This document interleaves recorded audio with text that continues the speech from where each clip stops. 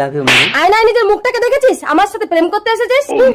রূপের বড়াই করো, রূপ কি নেই আর কারো, দেখো এই রূপের বাহার, আহারে কি চমৎকার, এ যেন বিধাতার সেরা উপহার, সেরা উপহার।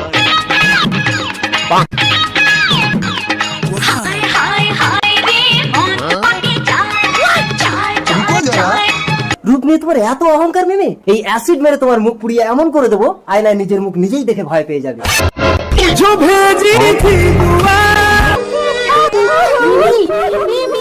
যখন একে একে সবাই মিমিকে ছেড়ে চলে গেল, তখন প্রতিশোধের আগুন বুকে নিয়ে ছুটে এলো শত্রু।